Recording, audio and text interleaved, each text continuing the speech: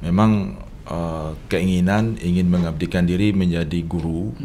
Kebetulan orang tua juga seorang guru, Cik. Pertama rasa keluarga memang sok ya. Karena kita memang tidak bergerak di politik kan, apalagi berpikir menjadi wakil wali kota. Kalau disampaikan orang keluarga, why?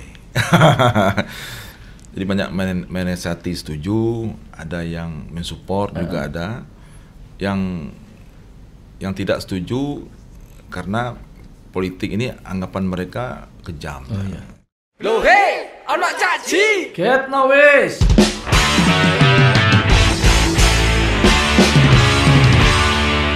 Rek ketemu meneng ngene jagongan Surabaya, jagongan karo cacake arek Surabaya. Kenapa saya pakaian seperti ini? Karena saya barusan menerima tamu dan tamu itu adalah kawan saya dan seprofesi dengan saya.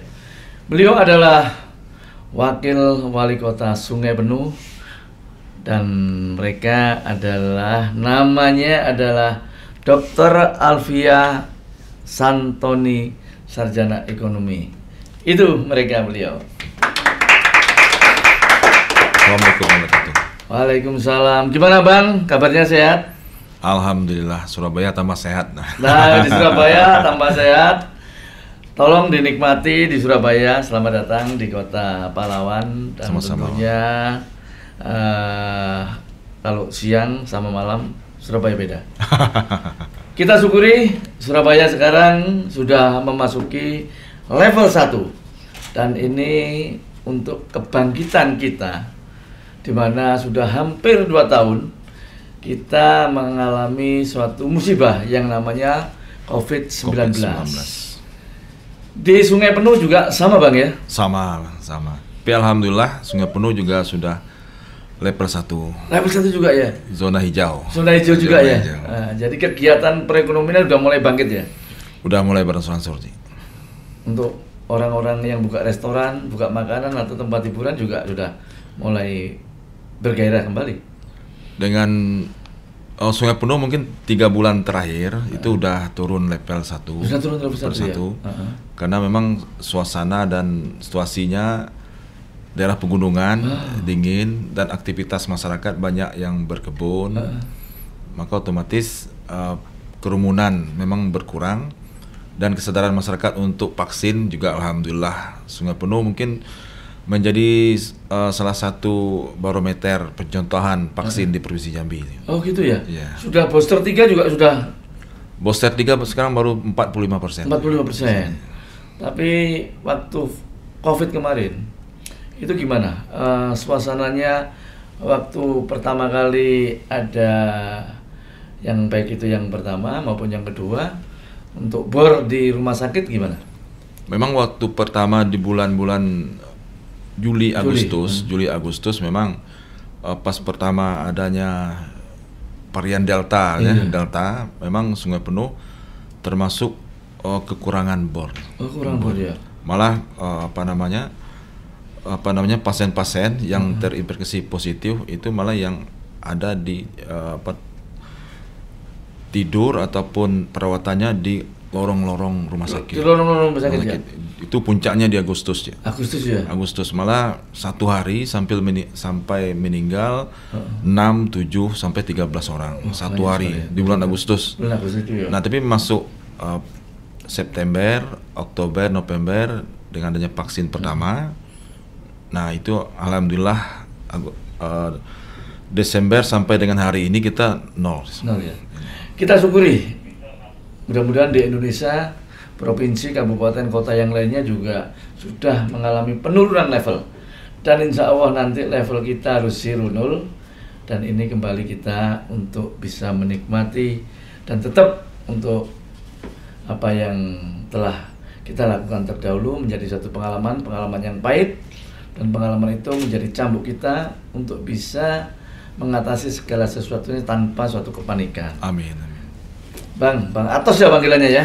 Antos, Bang Antos. Kalau Bang di Sumatera itu kakak. Kakak ya? Kakak. Seharusnya saya harus panggil Bang Armusi. Nah, kalau di sini Cak. Cak, lebih baik Cak aja. Nggak apa-apa. Bang Antos, Ya, Cak. dulu sebelum jadi wakil wali kota, apa sih profesinya? Sebelum, kalau bagi saya wakil wali kota ini suatu kalau bisa ekstrimnya kecelakaan nih, Cak. Oh. Kalau aktivitas sebelum ini memang sebagai akademisi di sekolah tinggi yang ada di Kota Sungai Penuh, yaitu Sekolah Tinggi Ilmu Ekonomi Sakti Alam Kerinci. Jadi di awal sebelum tamat kuliah, memang keinginan ingin mengabdikan diri menjadi guru. Kebetulan orang tua juga seorang guru, Cak. Jadi kan biasanya kita terinspirasi dengan orang yang menjadi idola gitu kan.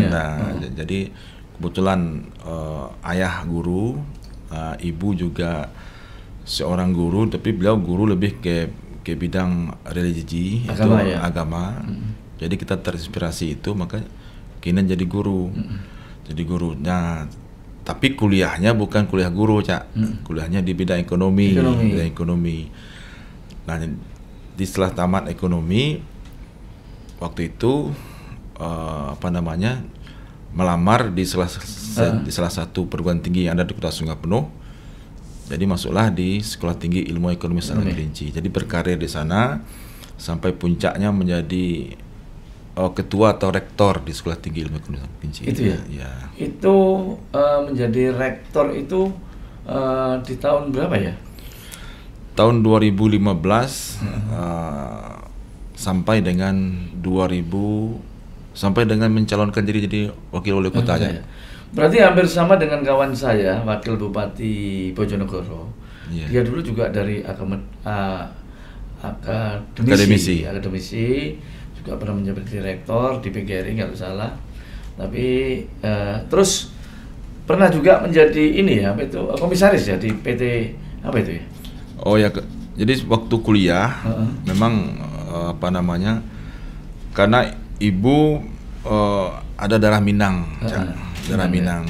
Nah, memang ada jiwa entrepreneur. Karena jadi waktu kuliah memang diajak teman mendirikan suatu buah perusahaan, nah PT Kesa-Kesi namanya.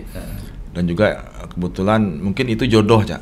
Jadi teman itu langsung jadi istri gitu. Oh gitu ya? Istri ya. Bukan istri. Jadi yang punya PT itu adalah istri. Jadi kenal, ya bergaul, bantu-bantu. Kiranya ada jodoh, ya langsung jadi istri, Cak. Oh, sampai sekarang ya? Iya, jadi direktur. Sampai sekarang. Insya Allah. Anak berapa, Nak? Oh, alhamdulillah sudah 2, Cak. 2. Yang besar? Yang tertua sekarang di Fakultas Hukum Universitas Jambi. Semester 4. Nah, yang paling kecil itu alhamdulillah kelas 3 di MTS Sungai Penuh. Pada saat tertarik di dunia politik, apa sih yang menginspirasikan kenapa kok tertarik di dunia politik? Tertarik dunia politik mungkin sama dengan Cak, saya pernah baca IG Cak, bahwasanya kita untuk lebih berpartisipasi dalam membantu masyarakat, memang kita tidak cukup dengan di lingkungan kita, maka kita harus sedikit bergeser ke pengambil kebijakan. Jadi waktu mengelola sekolah tinggi, saya melihat di Sungai Penuh keinginan dan minat generasi muda, generasi milenial untuk melanjutkan pendidikan ke strata lebih tinggi itu besar. Namun kelemahannya adalah kemampuan ekonomi, yaitu bayar uang kuliah. Maka saya melihat itu, maka saya melakukan kolaborasi dengan anggota dewan. Baik itu pusat maupun di provinsi. Maka dapatlah bantuan-bantuan beasiswa untuk mahasiswa yang tidak mampu. Nah, setelah kita lakukan itu karena terbatas. Jadi karena terbatas itu, maka ada keinginan untuk berbuat lebih banyak dengan masyarakat, khususnya generasi muda, untuk bisa meningkatkan ilmu pengetahuannya.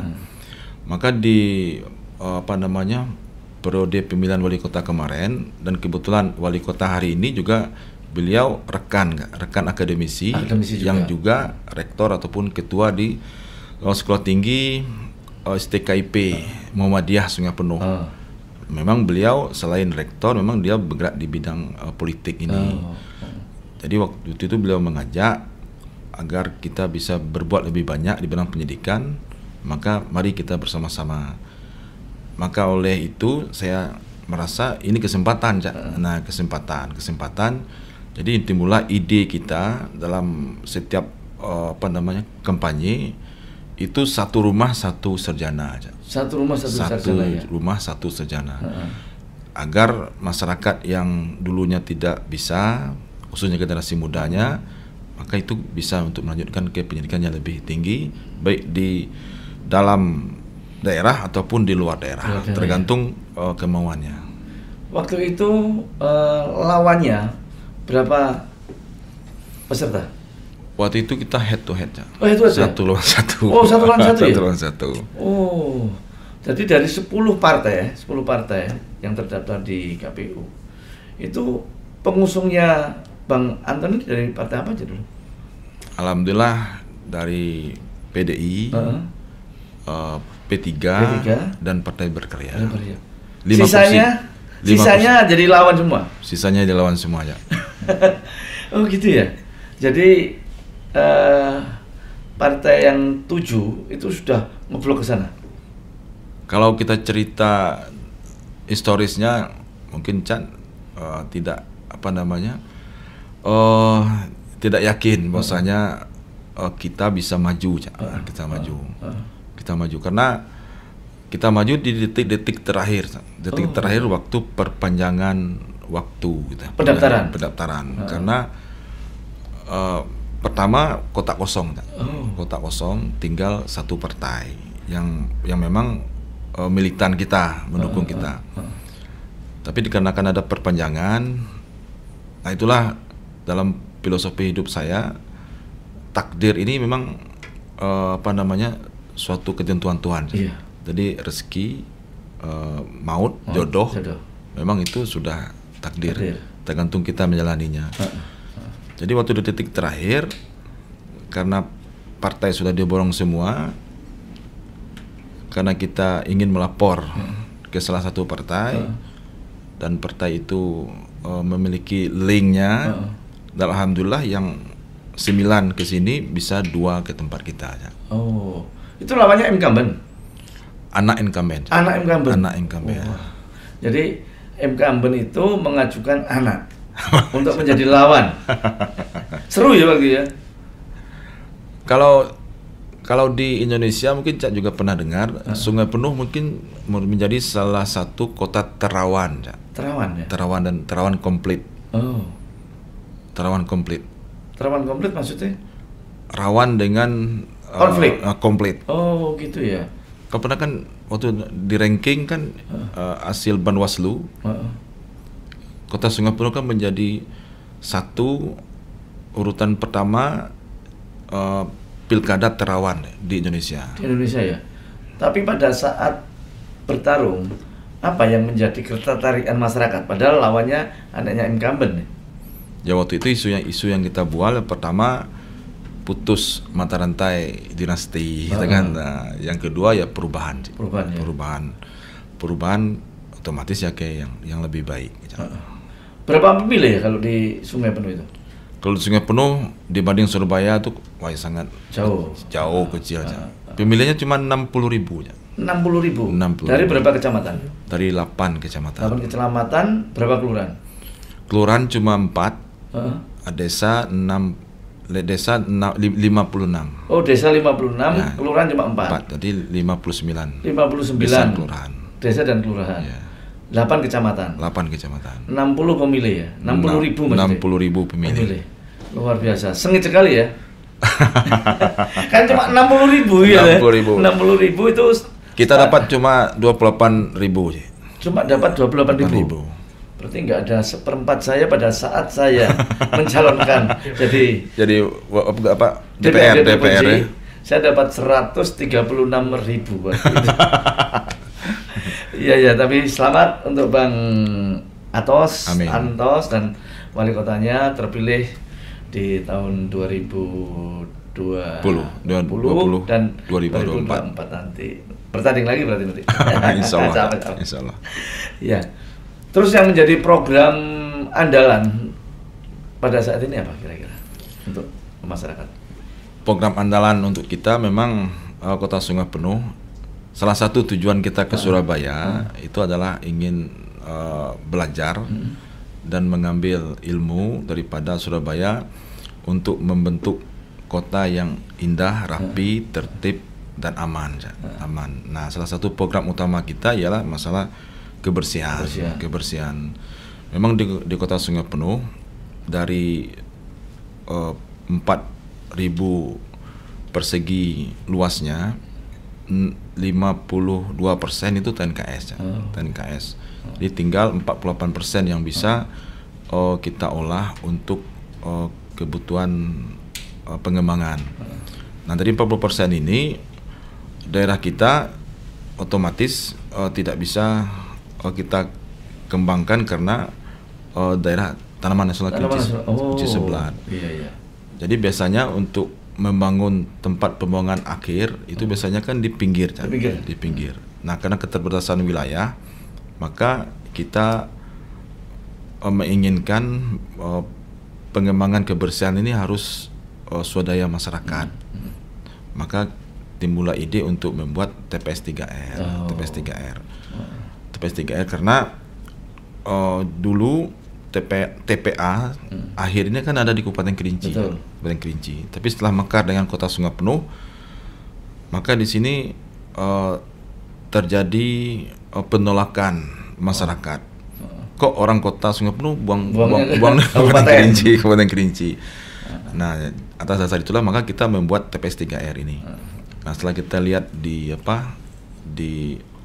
Dinas Lingkungan Hidup Surabaya termasuk pengelolaannya yang bagus, maka kita datang ke Surabaya. Alhamdulillah Cak menyambut kami dengan baik dan kita datang ke sini. Mudah-mudahan ini bisa menjadi inspirasi dan juga menjadi bekal untuk Sungai Penuh berbuat tentang kebersihan ini lebih baik lagi, Cak. Ya.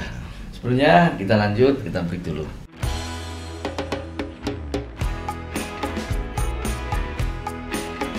Saya pesan kepada sahabat-sahabat saya, kawan-kawan saya yang dari Sungai Penuh yang sekarang ini lagi di Surabaya. Ojo lali rek, kalau mau cari oleh-oleh sambal yang nyaman itu sambelnya Neng Nini. Ini mudah didapatkan di nomor telepon di bawah ini atau di Instagramnya. Yo, sambal Neng Nini. Coba boleh buat oleh-oleh. Halo warga Kota Sungai Penuh dan Surabaya dimanapun menyaksikan YouTube ini, jangan lupa kalau ke Surabaya beli Neng Nini, merupakan produk sambal yang bisa membuat gairah makan kita nambah. Untuk belanja ini hubungi nomor ataupun IG di bawah ini. Oke, terima kasih. Assalamualaikum warahmatullahi wabarakatuh. Waalaikumsalam. Ketemu mana kita lanjut berdiskusi ngobrol jagongan karo Bang Antos ini. Bang, pada saat mau mencalonkan jadi wakil wali kota Sungai Penuh, reaksi keluarga gimana? Pertama, reaksi keluarga memang shock ya. Karena kita memang tidak bergerak di politik kan, apalagi berpikir menjadi wakil wali kota. Kalau disampaikan orang keluarga, why? Jadi banyak menasihati setuju, ada yang mensupport juga ada yang tidak setuju karena politik ini anggapan mereka kejam, kejam. Dan lagi politik ini perlu pengorbanan yang luar biasa, luar biasa. Jadi kalau seandainya gagal bagaimana? Nah, kalau berhasil juga bagaimana? Nah, jadi atas semua itu ya otomatis kan kembali ke kita ya, kembali ke kita. Jadi banyak diskusi, banyak minta pendapat dari kawan-kawan. Maka dari kawan-kawan menyatakan bahwasanya kalau ingin berbuat lebih banyak maka kita harus di politik, gitu kan, di politik. Kalau masalah resiko hidup pun juga Semua ada risikonya. Ada risiko. Sama dengan apa namanya, meninggal, walaupun takdir gitu ya. Nah, walaupun kita berbuat ini, kalau memang risikonya tidak baik ya tetap tidak baik. Jadi kita lillahi ta'ala, ya Allah Akbar, maju ya. Iya. Jadi sudah tekad maju bertanding, alhamdulillah menang. Alhamdulillah. Berapa persen waktu itu? Selisihnya memang sangat Tipis? Tipis ya, 52% ya. Nah, sana 52% sedikit lah ya. Ada gugatan nggak? Sampai ke MK ya. Oh, sampai MK? Sampai MK. Oh. Sampai ke MK. Iya, kita menang hampir 14%. Itu digugat kita, padahal udah nggak masuk akal. Menang 14%, itu digugat kita. Ini kan nggak masuk akal sebenarnya. Kalau istilah di Sungai Penuh itu jatuh, bukan langsung ya, berarti jatuh di belakang halaman. Gitu. Oh, gitu ya. Iya. Kalau 40% enggak terima kan, terima kalah. Ya kita tenang-tenang saja. Kan persyaratannya udah jelas, kalau 1,1 sekian baru bisa digugat. Gitu. Oh, digugat sampai ke MK ya? Sampai ke MK ya. Oh. Setelah dilantik menjadi wakil wali kota, tentunya apa yang menjadi janji-janji kampanye kan menjadi PR. Apa PR-PR semacam ini sudah ada banyak yang sterilitasasi atau masih dalam perjalanan atau bagaimana, Pak? Sekarang ya otomatis masih dalam perjalanan. Perjalanan ya. Jadi Sungai Penuh wali kota dan wakil wali kota dilantik sekitar bulan Juli. Juli. Berarti otomatis progres kita kan tidak bisa jalan ya, karena sudah RPJMD-nya ataupun anggarannya kan itu sudah yang lalu kan. Berarti kita tinggal menjalani. Jadi mulai Januari, nah ini mulai kita start dengan program kita. Salah satunya masalah kebersihan TPS 3R ini. Itu yang baru kita jalan. Terus kita melihat dari jejak digitalnya juga pernah mendapatkan kalau nggak salah inspiring leadership. Gimana ceritanya? Itu pengalaman itu waktu menjadi ketua STE kan. Oh, ketua rektor STE, ya? Itu merupakan suatu lembaga yang menilai tentang bagaimana seorang pimpinan perguruan tinggi untuk mengembangkan perguruan tingginya, di mana STI ini merupakan suatu perguruan tinggi yang sebelum saya masuk itu memang peminatnya kurang, peminatnya kurang dikarenakan di daerah. Nah, bagaimanapun otomatis orang daerah kan ingin kuliah di kota-kota besar seperti Surabaya, Jakarta, Padang, Jambi. Nah, jadi STI ini kita bangun, kita bikin brand itu menjadi perguruan tinggi yang memang diminati oleh masyarakat. Jadi banyak promosi kegiatan-kegiatan yang kita buat, membuat anak muda ini mau kuliah di daerah.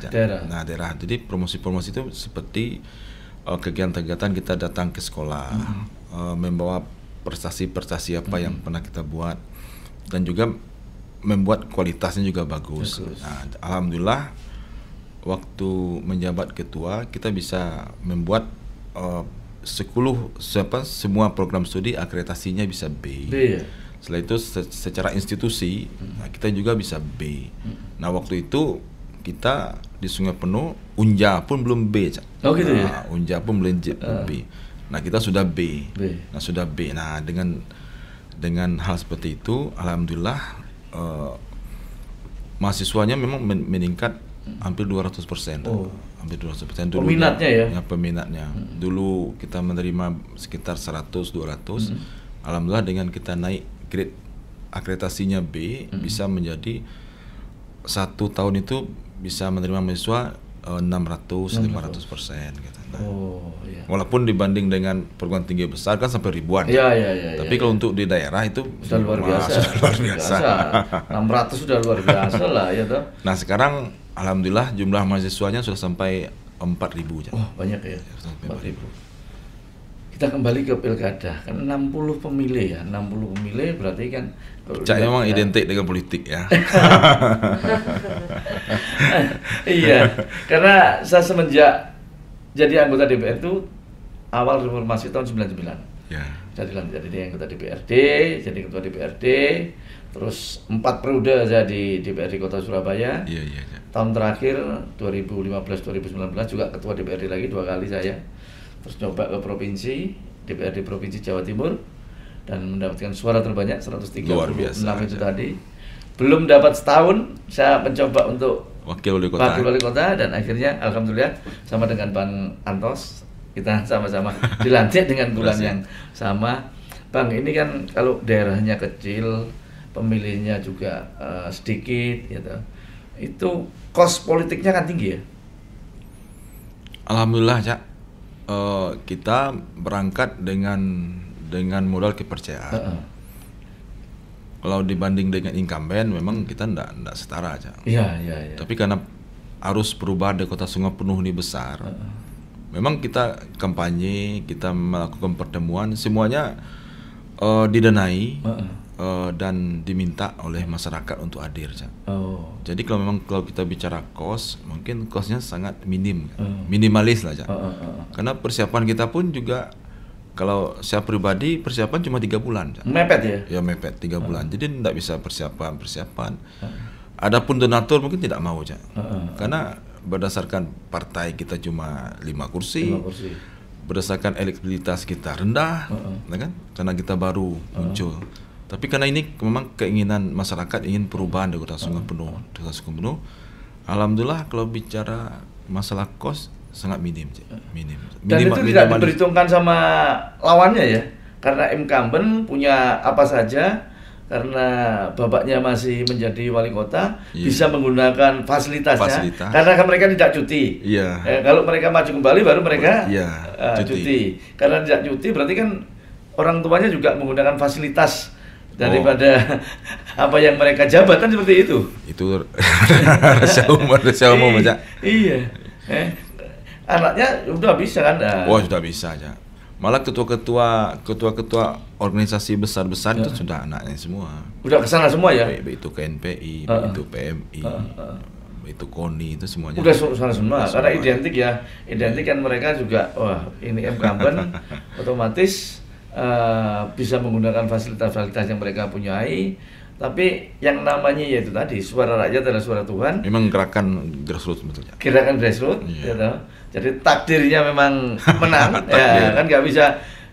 Elektabilitas waktu itu juga nggak dihitung ya? Nggak dihitung. Sama yang namanya apa itu surveyor wis dianggap kalah semua ya? Wah, dianggap kalah semua. Nggak ada. Seluruh kepala dinas, seluruh SKPD itu tidak ada yang dukung kita aja. Nggak ada yang dukung semua ya? Pokok yang ada job itu tidak ada yang dukung kita. Berarti yang non job dukung kita aja. Oh iya, non job ya? Yang non job. Ya alhamdulillah. Bang, yang terakhir mungkin ya. Kita sama-sama jadi wakil wali kota. Tentunya kita juga menginspirasi untuk wakil wali kota yang lainnya. Kita tidak perlu marry dengan yang namanya wali kota. Iya, siap. Meskipun kita juga mungkin karena yang namanya wakil itu awak harus sikil. Jadi kepalanya kan bukan di kita. Tapi kita harus punya inovasi, punya inspirasi, dan kita tetap mendekatkan diri ke masyarakat. Pesan-pesannya untuk Bang Antos kepada warga masyarakat yang ada di Sungai Penuh. Untuk seluruh masyarakat Kota Sungai Penuh, terutama generasi muda, bahwasanya saat ini kita berada pada zaman yang berbeda, zaman yang berbeda dengan zaman waktu kita dulunya. Nah, saudara berhadapan dengan orang-orang yang zaman X. Nah, saudara sekarang adalah zaman milenial. Maka otomatis ada transisi antara keinginan milenial dengan keinginan pengelola pemerintah hari ini. Jadi saya minta kepada saudara untuk bisa menyesuaikan diri. Jangan memunculkan keinginan, karena keinginan itu, sesuatu keinginan itu tidak bisa kita penuhi apabila orang yang memberi keinginan itu tidak merestui. Maka generasi muda hari ini, generasi muda yang harus realistis, menerima apa kondisi hari ini, namun tidak menutup diri untuk kita selalu berkreasi dan berinovasi dalam rangka untuk mengembangkan diri kita. Pesannya selama datang di Surabaya, apa kota ini, seperti apa Surabaya? Wah, luar biasa aja, luar biasa. Surabaya mungkin kalau untuk terkenal, siapapun masyarakat Indonesia pasti tahu Surabaya, karena masuk TK, SD pasti orang memperkenalkan kota pahlawan adalah kota Surabaya. Itu terkenal. Tapi setelah saya sampai di sini, Surabaya memang lain dari kota lainnya, khususnya di bidang kebersihannya, keindahannya, tata kelola daripada kotanya, dan juga keasrian dan kearifan lokalnya luar biasa aja. Karena waktu masuk ke kota Surabaya, saya melihat gedung-gedungnya antik-antik. Kalau di tempat saya gedung yang antik malah dibongkar. Oh gitu ya? Ditukar dengan bangunan baru. Berarti kearifan lokalnya kan hilang. Kalau di Surabaya perpaduan ini sangat luar biasa. Gedung yang megah juga ada, gedung yang antik juga ada. Jadi memang suatu yang luar biasa dan sangat istimewa dengan Surabaya. Kebetulan saya baru kali ini ke Surabaya. Baru sekali ini ya? Baru sekali ini. Kalau ada kesempatan, insya Allah juga ke sini. Iya Bang Antos, jadi kalau ke Surabaya, di sini juga banyak makanan tradisional. Oh, kulinernya luar mantap, biasa. ya? Ada kalau malam ada yang namanya. Pas nyampe ke sini hari pertama, kebetulan sopirnya yang jemput ke bandara, dia langsung bawa ke rawon setan. Rawon setan. Rawon setan. Kalau malam pasti rawon setan. Rawon setan. Ada lagi tempat kuliner namanya Burudi. Dan banyak lagi UMKM yang ada di Surabaya yang tidak kalah menariknya dengan makanan-makanan sajian yang dari luar. Ini Surabaya. Kalau siang ada lontong balap, ada rujak cingur. Wah ini makanya puaskan di Surabaya. Dan ini ada sebagai kota pahlawan, kota yang menginspirasi banyak warga. Dan pada saat Indonesia baru merdeka, Surabaya diserang, kita mempertahankan dan akhirnya dijuluki Surabaya sebagai kota pahlawan. Malam tadi nekat, Cak. Oh iya. Nekat berhenti di tengah-tengah jembatan Suramadu. Oh, Suramadu ya? Ingin selfie, Cak. Oh, luar biasa. Kalau ada polisi pasti ditangkap, Cak. Tapi saya yakin telepon Cak pasti bebas. Ada lagi sekarang. Itu jembatan Surabaya yang ada di Kenjeran. Kalau malam itu air mancurnya warna-warni dengan lagu-lagu tradisional, lagu lontong balap, lagu tunjungan, lagu yang tunjungan, dan di situ juga digelar pameran UMKM. Coba nanti bisa ke sana. Insyaallah ya. Untuk menginspirasi. Jadi jembatan itu di tengah laut, ya, di situ nanti digelar untuk makanan-makanan tradisional. Saya kira itu, terima kasih Bang Antos, dan kita akan kembali di lain kesempatan. Amin. Terima kasih.